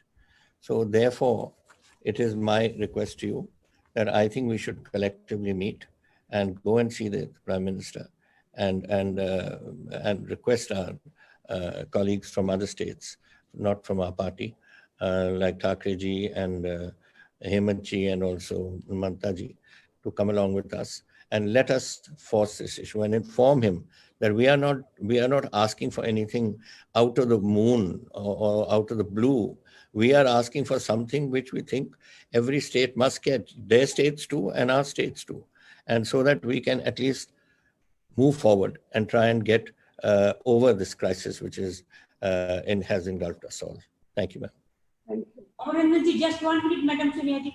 Amarinder ji, अगर exam के लिए supreme court में अगर आप लोग state को मिलके review कर सकता है, तो क्या आप इसको मानेंगे? हाँ, मैं तो आपके साथ चलूंगा. We'll go to the Supreme Court. में इसको तो रिव्यू पिटिशन तो हम कर सकते हैं, अगर सेंट्रल गवर्नमेंट नहीं चाहते हैं तो all we are present here at least we All of can. us. मैंने तो रिक्वेस्ट किया Mamata ji that all of us, all 6-7 of us who are sitting here, we should unitedly go हाँ, to दीदी सर, मुझे लगता है कि कोर्ट जाने से पहले एक बार पीएम के यहाँ चला जाए या प्रेसिडेंट के यहाँ चला जाए jointly, then we will move to supreme court. मुझे लगता है ये स्टेप उठाना चाहिए। प्रॉब्लम यही है एक भाई that the election exams are to be held in September तो परसों से हुआ है। I mean, if we go to ask for time with the Prime Minister, कभी 2-3 हफ्ते ना मिले तो फिर कैसे करेंगे हम? Because September the exams are due. 1 सितंबर को एग्जाम है यार। प्राइम मिनिस्टर को हम लोगों ने लेटर लिखा लेकिन कोई रिस्पांस नहीं मिला। इसी के लिए स्टूडेंट लोग भी अभी खतरे में है ना, वो लाइफ क्यों रिस्क लेंगे? अगर उसको एक साथ में जैसा सिस्टम किया है उसमें तो लाइफ रिस्क हो जाएगा। कितना एमएलए हमारा अभी कोविड में अटैक है, कितना मिनिस्टर कोविड में अटैक है, इवन देश का होम मिनिस्टर कैसा है मेरे को पता नहीं है। तो मैडम दीदी, आज के दिन में लगभग 70,000 पर डे पॉजिटिव पाए जा रहे हैं। तो इसमें हम कैसे करेंगे? हम कैसे खतरा में डालेंगे? तो लेटर बहुत मैस हो जाएंगे मैम। हाँ, एक बात ठीक है, कल आप अगर दिल्ली में जो प्रेजेंट है और जो नहीं है जाके एक प्राइम मिनिस्टर का साथ मीट से कर सकता है सोनिया जी, अगर इसको एडिट करे तो। लेकिन उसका बाद नहीं सुने तो हमको तो सुप्रीम कोर्ट में अपील करना है। Will be working. Punjab chief minister you take the lead. हम लोग देखिए एक साथ में हम लोग अपील करेंगे। तो आप लोग टुडे इज 26 ना, 26, 27, 28, 29, 30 फर्स्ट को एग्जाम है ना। फर्स्ट को एग्जाम से जल्दी करना है। कल को ये डे टू डे नहीं होगा। तभी ठीक है, you know, because September 1st तो आ गया ही हमारे पास। So why do we wait for that? Let us go to court. Supreme Court चलो, हम सब चलते हैं। Punjab chief minister you take the lead. आप कर लो, हम लोग सब एक साथ नहीं करेंगे, अलग अलग नहीं करके बेटर होगा। हेमंत जी, अगर उद्धव जी भी अभी नहीं है लेकिन सब पार्टी तो है, एक साथ ना 6-7 स्टेट भी हम करें ना, तो अदर स्टेट, नवीन जी भी कल हम सुना है उन्होंने कहा कि हम लोग इसको पोस्टपोन करने चाहते हैं। और भी बहुत स्टेट है जो हमारा साथ नहीं सकता है, नहीं रहने सकता है, लेकिन स्टूडेंट का इंटरेस्ट के बारे में सबको करना पड़ेगा। इसी के बारे में आज मीटिंग से तो इसका बारे में एक लीड लीजिए। दूसरी बात यह है कि कोरोना थोड़ा कमती होने का बाद एक डेपुटेशन पीएम का साथ मिलना चाहिए, प्रेसिडेंट का पास भी जाना चाहिए। और दिल्ली में जो लोग रहते हैं, सोनिया जी आप लोग तो दिल्ली में यू आर सेटल देयर, तो उधर में भी एक डेलीगेशन हम पार्टी से रिप्रेजेंटेटिव भेज देंगे प्राइम मिनिस्टर और प्रेसिडेंट को पास, जो स्टेट का बारे में जो बोलना है इसको बारे में जल्दी से जल्दी करना है। हमारा बोलता है नहीं देगा, अरे नहीं देगा तो हमारा टाका रुपया लेके चला जाता है और बोलता है नहीं देगा तो स्टेट चलेगा कैसे? नहीं, सही बात। अभी मैडम जो एग्जाम का डेट इन लोगों ने डिक्लेयर किया है उसमें कोई एसओपी भी तो नहीं बताया है कि कैसे होगा नहीं होगा। उसका भी तो बहुत हेमंत जी वो कल एक लेटर दे दिया, कल एक लेटर देके बोला है कि देखो आपका सारा देश भर यही जगह सेंटर होगा, वो सेंटर में इतना 50 लाख इतना करीब स्टूडेंट एग्जाम में बैठेंगे। कैसे बैठेंगे? No social distancing, no physical distancing. उसका लाइफ सिक्योरिटी है, उसका लाइफ का सिक्योरिटी बर्बाद हो जाएगा। अगर वो करियर के लिए जा रहा है तो उसको सिक्योरिटी भी मेरा हम लोगों को देखना कर्तव्य है। कैसे हम स्टूडेंट लोगों को जिंदगी खतरा में डाल सकते हैं? नहीं, बिल्कुल मैडम, ये सिर्फ स्टूडेंट ही नहीं है, बहुत कुछ खुल जाएगा, फिर तो सारी चीज ओपन हो जाएंगी। अशोक जी आदरणीय परम श्रद्धेय सोनिया जी, तमाम मेरे मुख्यमंत्री साथीगण, बघेल सर प्रणाम, गहलोत सर प्रणाम। प्रणाम। अच्छा लगा। कैसे हैं? ठीक है मैडम ने प्रयास किया एक साथ में और हम लोग सब आपस में बातचीत करने लायक बन सके। मैं इस मौके पर मैडम मेरे साथियों भी कहना चाहूंगा, सब लोग एक सी स्थिति गुजर रहे हैं और जब डेमोक्रेसी की बात करते हैं, अगर डेमोक्रेसी मजबूत दिखती है तब तो ये सब बातें करने का उस जगह लाभ मिलने की उम्मीद होती है। भाई सरकार से क्या उम्मीद करें, क्योंकि जब से सरकार बनी है 14 में, तब से ही जो रवैया सरकार का है वो इस प्रकार का बन गया है कि कोई लोगों में घुटन महसूस हो रही है कि कहें तो किसको कहें और कहें तो कोई सुनेगा क्या। ऐसी स्थिति में हम लोग चल रहे हैं। ऊपर से कोरोना आ गया। सबको मालूम है कि अर्थव्यवस्था की स्थिति पहले इकोनॉमिक स्लो डाउन था। इकोनॉमिक स्लो डाउन तो यूपीए गवर्नमेंट में आया था, परंतु तत्काल कदम उठाए गए तो कम से कम इम्पैक्ट बहुत कम रहा देश के अंदर। जब doctor Manmohan Singh ji prime minister थे, आपने उस वक्त में देखा किस प्रकार के फैसले के बाद हुए थे। वो तो इतिहास में दर्ज हो गए, चाहे वो आरटीआई था, चाहे आरटीई था, चाहे फूड सिक्योरिटी एक्ट था और चाहे नरेगा था। आज नरेगा और फूड सिक्योरिटी एक्ट ही बचाए गए हैं। बहुत बड़ा इम्पैक्ट पड़ गया है। परंतु दुख इस बात का है कि कोरोना ने जो स्थिति करी है राज्यों की, पूरी लड़ाई लड़ रहे राज्य सरकारें लड़ रही है और केंद्र सरकार से खाली वीडियो कॉन्फ्रेंसिंग के अलावा कुछ भी नहीं हुआ। जो हमने सुझाव दिए थे वीडियो कॉन्फ्रेंसिंग में अंदर, उन सुझावों पे कोई ध्यान नहीं दिया गया। और तो जो 20 लाख करोड़ का पैकेज घोषित किया गया, वो भी खाली एक प्रकार से लोन ड्राइवन थे, लोन के आधार पर है, इसका कोई इम्पैक्ट नहीं है, कोई ग्रांट नहीं है, सब्सिडी नहीं है। और मैं समझता हूँ कि राज्यों की स्थिति बिगड़ती जा रही है। जो हमने वादे किए थे जनता से, बजट पेश किया था, कमिटमेंट हमारे थे, सबको मालूम है कि इसके कारण से रेवेन्यू 40% मुश्किल रह गई है राज्यों की। और बिना केंद्र के सहयोग से राज्य सरकारें जो कमिटमेंट पूरा कर नहीं सकती। हमें अपने बजट जो बनाया हुआ है उस पर कटौती करनी पड़ रही है। ऑस्टेरिटी मेजर हम अलग उठा रहे हैं। लॉकडाउन लंबे समय तक चला, उसके कारण भी स्थिति बिगड़ गई। सब जगह दुकान हो, व्यापार हो, इंडस्ट्री हो, सब बंद हो गए। वक्त लगेगा कि श्रमिकों के अलग प्रॉब्लम्स हैं, रेवेन्यू रिकवर होने में वक्त लगेगा। तो तमाम मेरे पूर्व साथियों ने जो बातें बनाई है वो हकीकत में है कि आज जीएसटी जो वादा किया हुआ केंद्र सरकार का, आज हमारे स्टेट में करीब 6,990 करोड़ रुपए बकाया हो गए हैं और उसका कोई जवाब नहीं है। कोई हमने 25-30 लेटर लिखे होंगे प्रधानमंत्री जी को, जवाब आते नहीं है वहां से। अगर कोई मुख्यमंत्री पत्र लिखे जो जवाब ही नहीं आए तो हम फिर क्या उम्मीद कर सकते हैं सरकार। जो वादे किए गए थे जीएसटी को लेके वो पूरे हो नहीं रहे हैं। हम तो मांग कर रहे थे 5 साल और बढ़ाया जाए। मांग किससे करें जब जो अभी जीएसटी मिलनी चाहिए हमें मंथली, वो भी नहीं मिल पा रही है। हमने मांग की थी कि बोरोइंग जो मिलती है, जो हमारे संविधान में लिखा हुआ है, जीडीपी का हम चाहते थे 3% की बजाय 5% मिले स्टेट जीडीपी का। एलो किया पर सरकार ही लगा नहीं, जो सरकार कभी पूरी नहीं हो सकती। हमने एक सिंपल मांग करी मॉनिटोरियम की कि राज्य सरकार में जो कर्जे हैं भारत सरकार की एजेंसियों के, पावर फाइनेंस कॉर्पोरेशन है या अन्य एजेंसियां हैं, खाली 6 महीने का मॉनिटोरियम चाहिए, उसकी परवाह नहीं करी गई।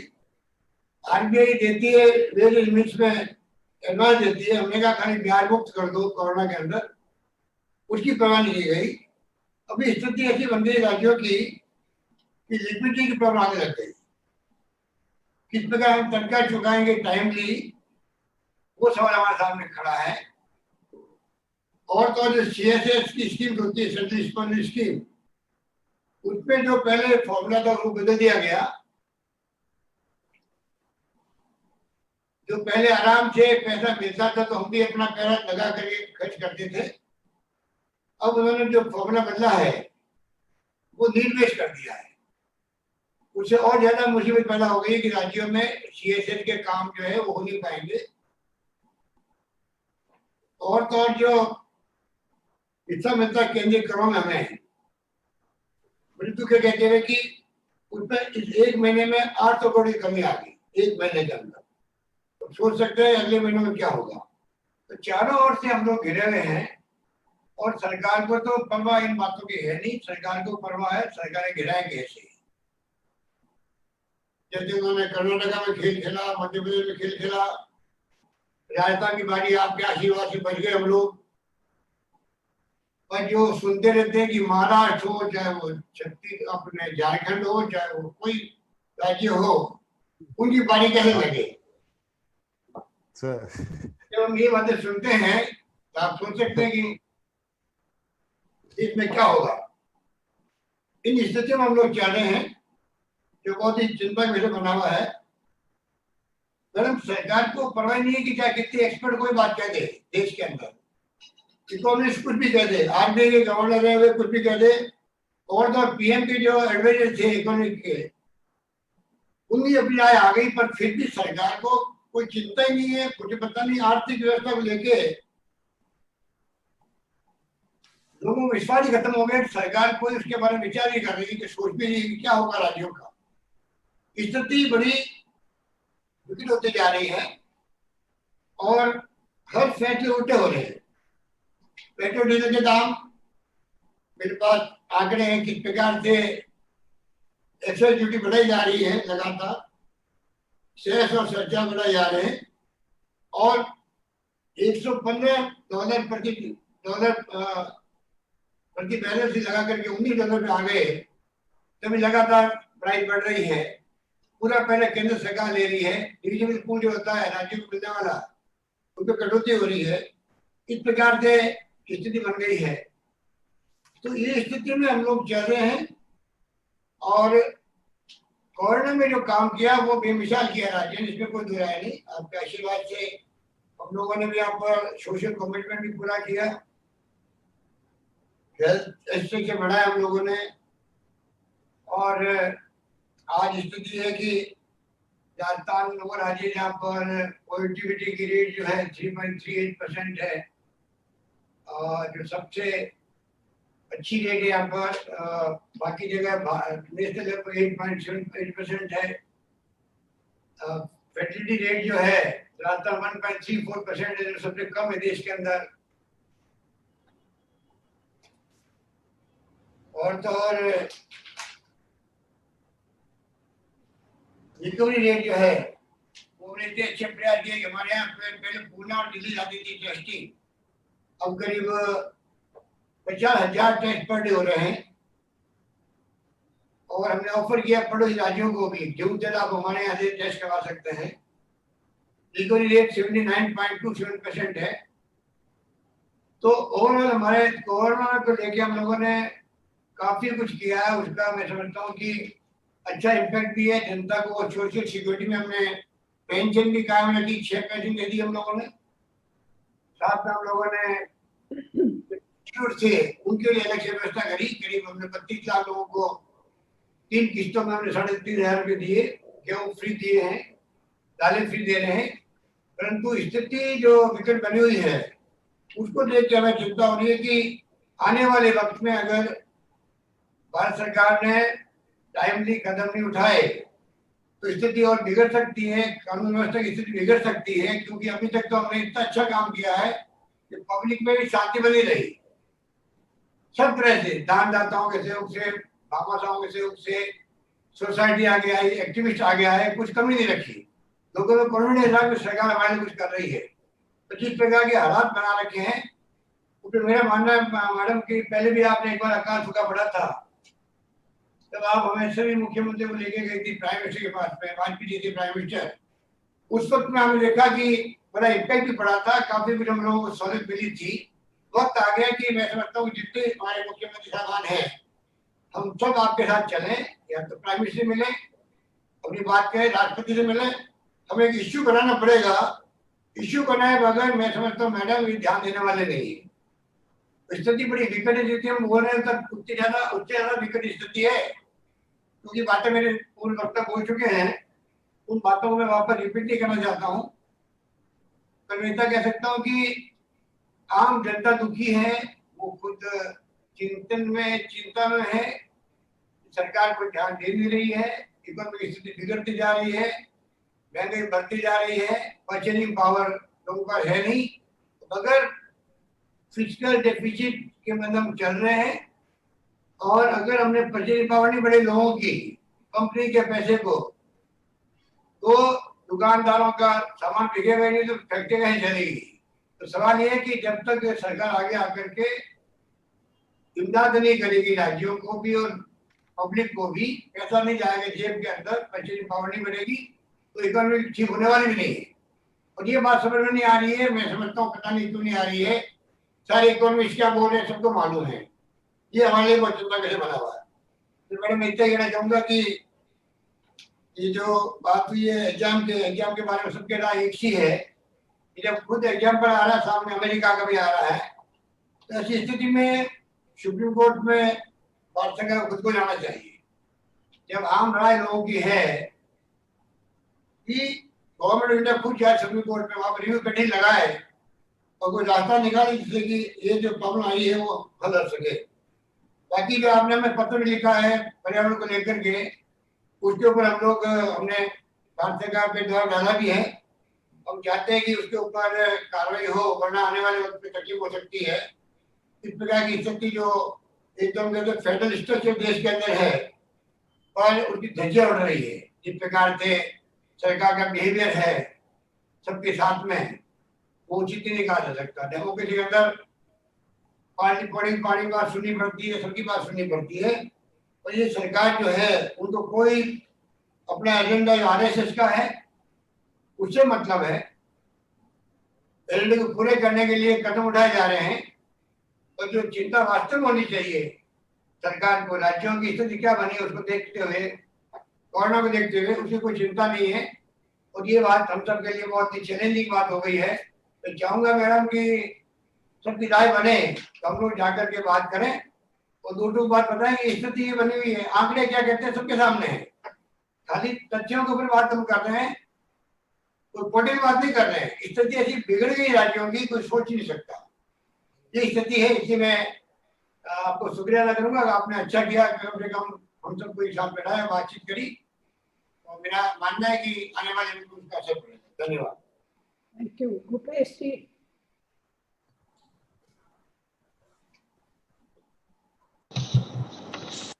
आदरणीय सोनिया जी, आदरणीय ममता जी, आदरणीय कैप्टन साहब, गहलोत साहब, ठाकरे जी, सोरेन साहब, बहुत सही समय में आपने ये बैठक की है, इसके लिए मैं आपको बधाई देता हूं।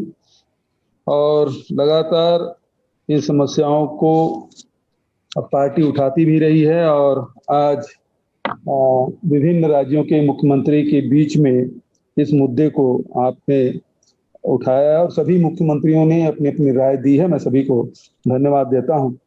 जहां तक कि जीएसटी का मामला है, हम लोग उत्पादक राज्य हैं और इस कारण से 2022 तक हम लोगों को कंपनसेशन देने की बात कही गई थी, लेकिन पिछले 4 महीने से किसी भी राज्य को कंपनसेशन की कोई एक पैसा भी केंद्र सरकार ने नहीं दिया है। जबकि आवश्यकता अभी जो स्थिति है 2022 से बढ़ा के बल्कि 2027 तक ही किया जाना चाहिए। इस प्रकार का प्रस्ताव जो उत्पादक राज्य हैं वहां से होना चाहिए। मैं इस मत का हूं। अभी हम लोगों को जो पैसा मिलना था 2828 करोड़ वो नहीं मिला है और इसके कारण से जो स्थिति है वो भयावह होती जा रही है। मुझे ये भी जानकारी मिली है कि कल केंद्रीय वित्त मंत्री जी बैठक ले रहे हैं, लेकिन एजेंडा कुछ भी नहीं है। कहा जा रहा है ब्रेन स्टॉर्मिंग किया जाएगा। तो मैं समझता हूं कि जो खबरें छन के आ रही है वो बहुत ही डरावना है। वो इस मामले में कि यदि 4 महीने से पैसा नहीं दिए हैं और यदि कल ये फैसला ले लिया जाता है कि जो कंपनसेशन की राशि उसको नहीं दी जाएगी तो उत्पादक राज्यों की हालत और बहुत खराब हो सकती है। दूसरा जो इशू है जिसके बारे में सोरेन जी ने जो बातें कही कि जो पर्यावरण के संदर्भ में, तो ये तो बहुत भयावह है कि यदि कोई उद्योग लग जाए और उसके बाद वो सारे कानून का नियम का पालन करेंगे तो मुझे एक घटना याद आ रही है। जमुना किनारे एक मंदिर बना था और वो मामला सुप्रीम कोर्ट तक गया और सुप्रीम कोर्ट ने आखिर में कहा कि कानून के हिसाब से तो गलत बना है, लेकिन सैकड़ों करोड़ रुपया, 150-200 करोड़ रुपया खर्च हो चुका है, तो इसलिए इसको हटाया जाना तो ठीक नहीं है। तो उसी प्रकार से बात आएगी यदि जो कानून बना है, पेशा कानून बना है, पर्यावरण कानून बना है और उसको पालन किए बिना यदि उद्योग लग जाए और लगने के बाद यदि वो कानून का पालन नहीं करेंगे तो आखिर में फिर हम न्यायालय भी जाएंगे तो कहा जाएगा कि भाई सैकड़ों करोड़ रुपए खर्च हो गया है, लग गया है, इसको हटाया जाना राष्ट्रीय क्षति होगी। तो ये जो कानून आया है वो बिल्कुल ही गलत है और जो EIA जो ड्राफ्ट है उसका हम लोगों को कड़ा विरोध करना चाहिए। दूसरा, जो कृषि के मामले में जो मंडी का जो मुद्दा है, जिसे कैप्टन साहब ने विरोध किया था और हम लोग भी भारत सरकार को एक पत्र लिखे हैं कि यदि इसको कोई भी मंडी में कहीं भी जाके बेचा जा सकता है और राज्यों को मंडी शुल्क लेने का अधिकार छीन जाएगा तो राज्यों को जहां राजस्व की कमी होगी वहीं हमारे छत्तीसगढ़ में करीब 80% जो कृषक हैं वो मार्जिनल फार्मर है और वो कहीं पंजाब में जाके या राजस्थान में या महाराष्ट्र में बेचने जाएंगे नहीं, उसको तो यहीं से मंडी में बेचना है।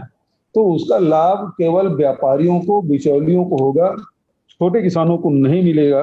इसलिए उसके मैं आवश्यकता नहीं समझता, उसको वापस लिया जाना चाहिए। तीसरा, जो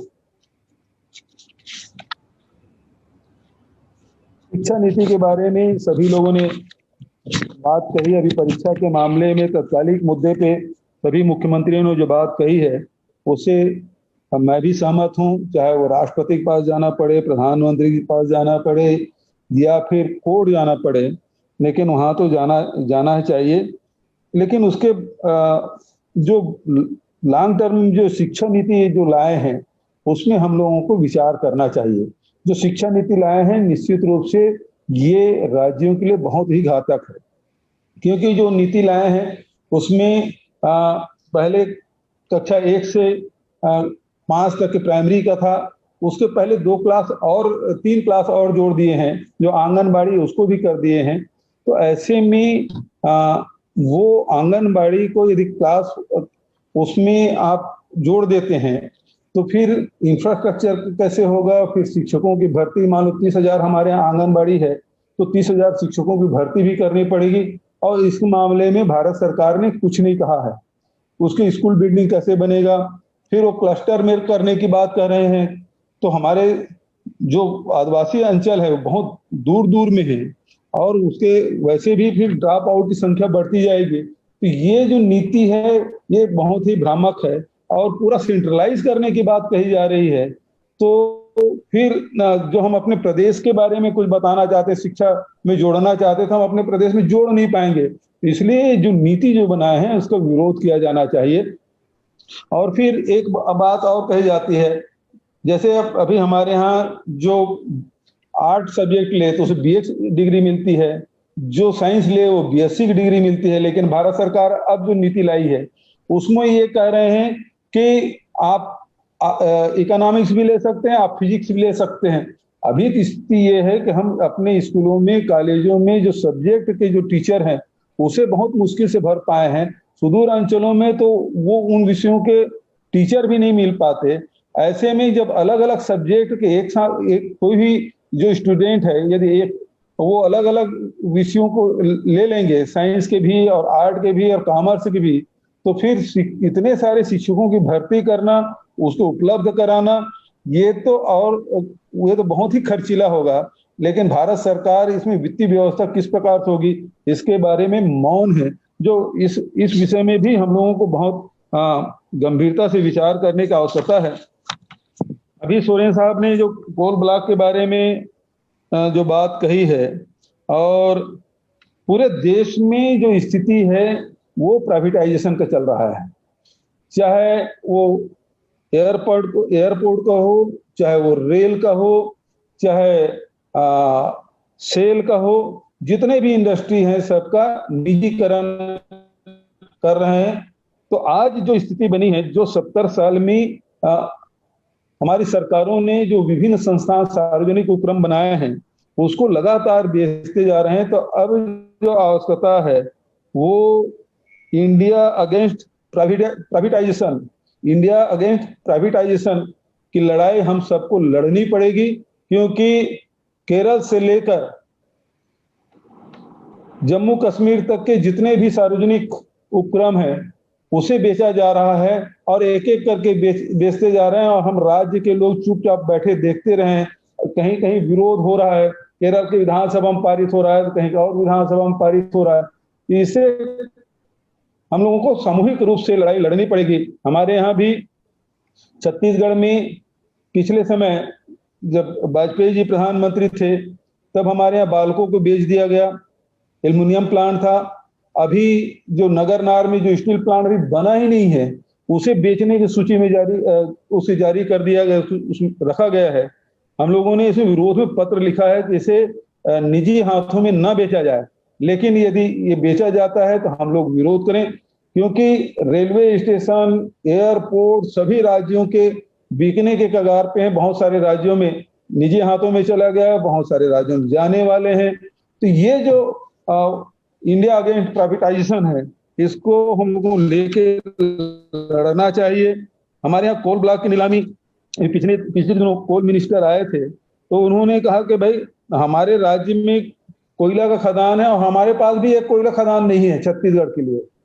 तो बोलते हैं कि जो नीलामी होगी उसमें आप भी ले लीजिए, तो वो हमारे ही खदान है, हम ही खरीदें। ये बात अजीब सी है। सुरेंद्र जी ऐसे हुआ था ना, तो ये पूरे जंगलों को उजाड़ के यदि इस प्रकार से किया जाएगा और निजी हाथों में बेचा जाएगा, उनका कहना है कि 50 साल में कोयले के रिलेवेंट नहीं रह जाएगा, तब तक के दूसरे कोई चीजें आ जाएगी। लेकिन आज जैसे हम भले रॉकेट के युग में आ गए हैं, लेकिन बैलगाड़ी समाप्त नहीं हुआ।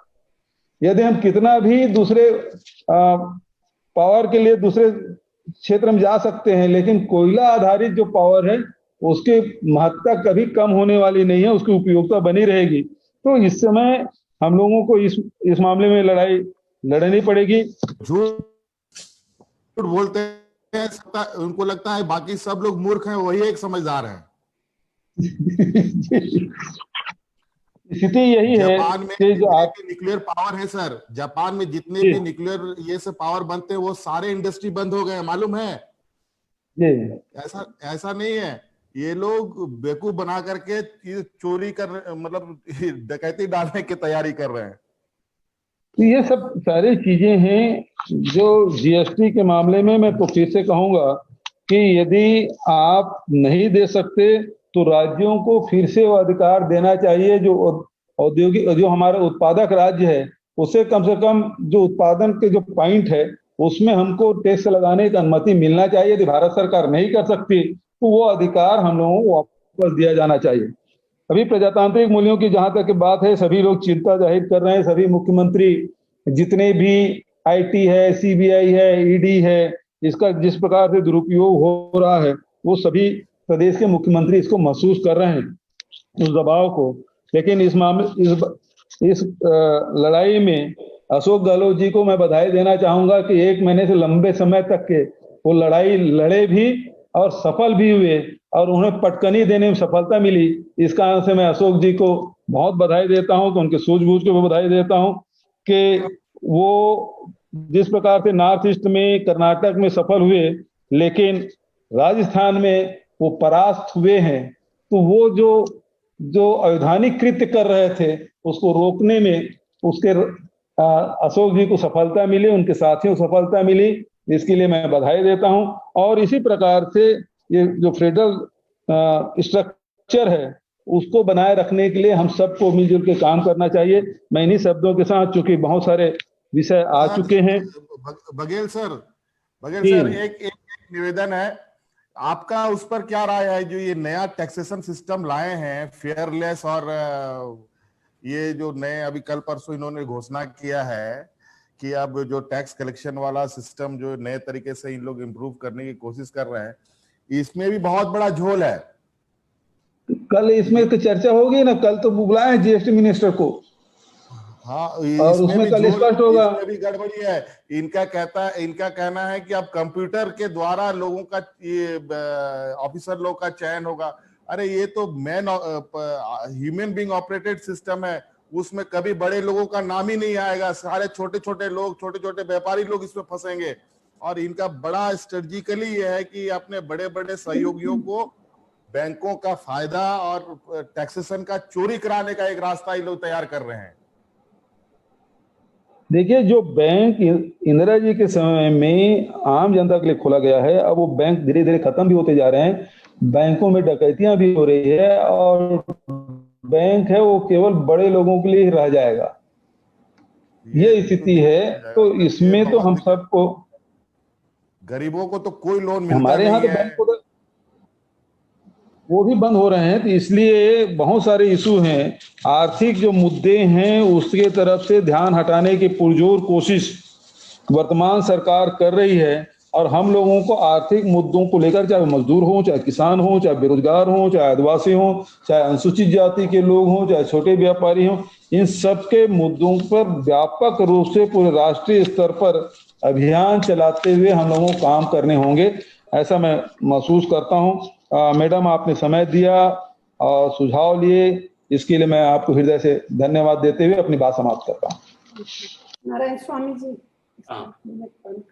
Honorable Congress President, Honorable Chief Minister of West Bengal, Mamata Banerjee ji, Honorable Chief Minister of Maharashtra, Shri Uddhav Thackeray ji, Honorable Chief Minister of Rajasthan, Ashok Gehlot ji, Honorable Chief Minister of Punjab, Shri Dr. Amarendra Singh ji, Honorable Chief Minister Chhattisgarh, Bhupesh Baghel ji, Honorable Chief Minister of Jharkhand, Shri Hemant Soren ji, I wholeheartedly welcome you all. I heard all your speeches. I'm very happy that the Honorable Congress President called the like-minded Chief Ministers, Congress Chief Ministers and like-minded Chief Ministers. First of all, I would like to say that in the initial remark that has been made by Honorable Chief Minister of West Bengal, is a very serious issue.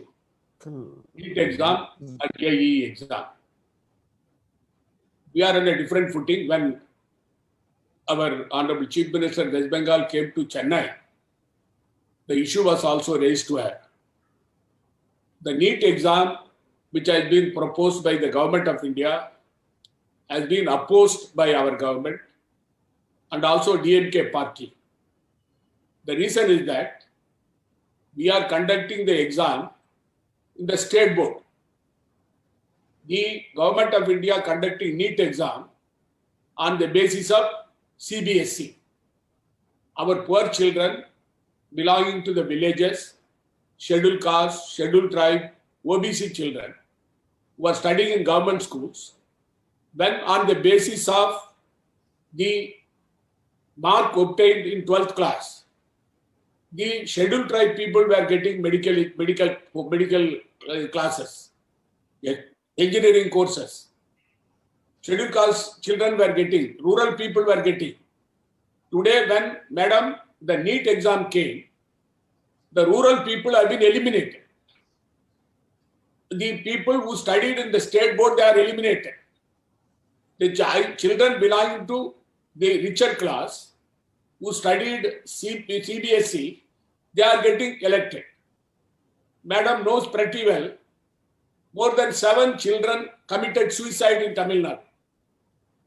When the board exam was announced, NEET exam was announced, for the last 3 years, 7 children committed suicide, fearing that they will not pass the exam.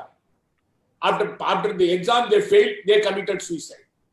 Therefore, our Congress government in Puducherry and also the DMK party took a stand that NEET exam is to be scrapped, and we wanted on the basis of the mark obtained in the 12th class, the children should be admitted. in the medical course and also in the engineering course and other professional courses. Why NEET exam should be conducted? The basic question is that. Therefore, madam, I join with all the honorable chief ministers of the Congress ruled states and our supporting ruled states. We will all join together and fight the battle in the Supreme Court, and we will try to get justice for our children during this COVID pandemic situation. Conducting exam will lead to increasing COVID cases in the country. Lot of children will be affected, and some of them will be severely affected. Who is responsible for it? The government of India is responsible for it. Therefore, the government of India should review it. I wrote a letter to Honorable Prime Minister yesterday. I told him that postpone GE examination as far as our state is concerned, cancel NEET examination. But madam, I joined with them. We will go to the court. I agree with the Honorable Chief Minister of West Bengal. We will jointly fight the battle against the central government on this issue. Madam, during this COVID situation, ours is a small state, but our revenue has dropped. In the month of March, we got only 30% revenue. In the month of April, it was 45%. In the month of June, it was 55%. In July, it is 60%. 40% revenue shortfall is there. Madam, I am a member of the GST Council. I attended so far right from Arun Jaitley today, Madam Nirmala Sitharaman, about 33 meetings I attended as the Finance Minister of the state.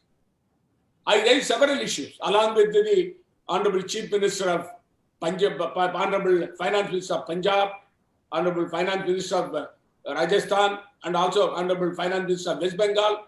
We jointly raised several issues. But this was a solemn commitment given by the government of India in the bill, in the GST bill, that the government of India will compensate for 5 years all the states, the loss of revenue incurred to those states. Madam, if you are allowed to freely tax our people, we know how to raise the resources, how to raise the revenue. But that power has been taken over by the government. Though it was brought by our government, it was one tax. We wanted that one tax and for the people in a simple way. But they totally messed up, and they said 0%, 5%, 12%, 24%, then 32% and 54%. By doing this, the government of India is getting revenue and the state is not given due compensation. How can, madam, the Attorney General give an opinion when it was a solemn commitment given by the government of India in the parliament and also to the states in the GST Council that 14% compensation will be given to all the states and bi-monthly, irrespective of the fact whether the government of India gets revenue, sufficient revenue or not. Now they are taking the plea. In fact, in the last meeting in the virtual conference, I raised the issue with the Nirmala Sitharaman. Madam, I told her, this is a commitment given by you. How can you go against it when the government of India is violating its own policy, principles and the law? How can you expect the state government to do that? But unfortunately, madam, she said we will go for a market borrowing. I told her whether you go for a market borrowing or you get it from Reserve Bank of India, it is your baby. But you have to give us the compensation. For the last 4 months, all the, including BJP ruled states, they are all raising the voice. But so far, no reply coming from the government of India for that. And unfortunately, the finance secretary goes to the standing council, finance ministry standing council, and he says that we have no money. That means that the government of India has become bankrupt. When they say we don't have money, it's a shame on the part of the government of India. Government of India can say that. Government of India has to pay, whereas, madam, I am one of the state who is fighting against the government of India and also Lieutenant Governor. The same is the case with Madam Mamata Banerjee. She is fighting against the government of India and also governor every day. Can you imagine, madam, in our state, Puducherry, the Lieutenant Governor said she will come and address the house when I called the assembly session. She gave approval. She did not come. But I read the budget. I didn't bother about her. After 3 days, she came to the house and addressed the house. Therefore, we are fighting battle every day against these people. But we don't bother. Whether we remain in power or not, we will uphold democracy. We will uphold values. The cooperative federalism which Narendra Modi is telling every day, Prime Minister, cooperative, where is cooperative federalism? It's a dictatorship. He is trying to impose everything on the states. The East agenda he wanted to impose. When the Hemant Soren said, even the Honorable Chief Minister of West Bengal said, the Prime Minister's health scheme, they are giving only 40%. We give 60%. They say it has to be Prime Minister's scheme. Money is our major part of the money is our government money. But they want to take the name for themselves. Madam, 7th Pay Commission arrears for the last 4 years. We have paid to our state government. Announced by the government of India, we paid. No compensation was not given to us. Puducherry, madam, we wanted us to be included in the 15th Finance Commission. We are getting assembly. Delhi is also assembly. All the states are getting now 51% share in the revenue. But Puducherry is getting only 26% revenue. But they are collecting more than 6,000 crores. 50% of the money comes to 3,000 crores. They are giving us only 1,700 crores. That is how they are cheating our governments. They are not paying our due share. They said, but the Delhi government, they are treating them separately. We are being treated separately, even within the union territories. Therefore, madam, the GST compensation, tomorrow at the meeting I will be attending, I will forcefully say that either you pay the compensation within a period of 15 days, otherwise you leave us, we will go for our own pattern of taxing the people. We know how to raise our resources. We don't want to come with you before a begging bowl. We will tell the Nirmala Sitharaman like that. Because why do our money they take, madam, and they are not giving us the money? Therefore, madam, this is very clear from our side. The other issue which has been raised, it's a very important issue. The privatization of DISCOM. They wanted to give it to Adani. It's a very clear-cut issue. We have got an infrastructure for privatization of the power sector, they are telling. If you don't do it, we will not give you the grant. They are putting condition on us. Who are they to put condition on us? We have got an infrastructure of about 20,000-30,000 crores for power distribution system in our state. Our state government is running it. They wanted to take it over by indirect method in the name of privatization. The environment impact assessment, they are reducing the time frame. Public hearing, they would like to go against it. New education policy. Madam, when our leader, Shri Rajiv Gandhi was the Prime Minister, Parliament debated on the new education policy. And thereafter it was approved by the Parliament.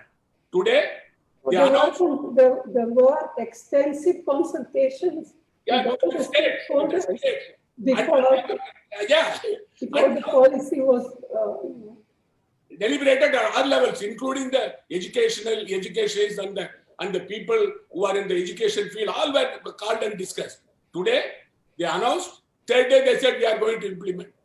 But southern states are opposing it, including the, madam, during COVID situation in our state till April, there are only 3 cases. Today, it has become 11,000 cases. About 9,000 people have recovered and went home. Because the death rate is only 1.4%. The recovery rate is more than 75%. I received so far, madam, 5 video conferences I attended with the Prime Minister. In 3 video conferences I spoke.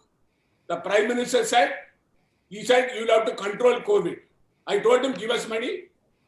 Where is the money to the states? He said, he never answered that issue. He never answered to us at all. And now, madam, so far, we spent more than 200 crores for controlling COVID in our state, in a small state. The government of India gave us only 3 crores. Disaster Management Fund. It is not COVID money. Adjoining state of Tamil Nadu, their supporting party, they got more than 30,000 crores. The population is more, I agree. I'm not saying that Tamil Nadu should not be good. Tamil Nadu should get. But we should get our due share. Our people are also Indian. We have not come from France. Madam, this kind of the stepmotherly attitude of the central government. in ignoring our states, the Congress ruled state, and trying to topple Congress governments. But every day we have to fight the battle against them, imposing officers on us, imposing their policy on us, even if it is a state subject, interfering in that. Therefore, every state now, this is a time, madam, as I entirely agree with the Honorable Chief Minister of West Bengal, we should go to the court and then try to see that the NEET exam and also the JEE exam to be postponed. And secondly, our delegation, the like-minded political party leaders, our Honorable Chief Ministers, meet the Prime Minister and President, tell them that this is a COVID situation. The Government of India should liberally fund the states, give money to the state for the survival of the people of the state. Job loss is more than 40% in our state. Ours is a producing state. Our money goes to consuming state in the name of GST. We are at loss. We are not being compensated. Therefore, madam, this is high time that we should join together and raise our voice together. Then alone, this Government of India will come to senses. At least after hearing it, they will understand that the opposition leaders are together. Thank you, ma'am. Thank you.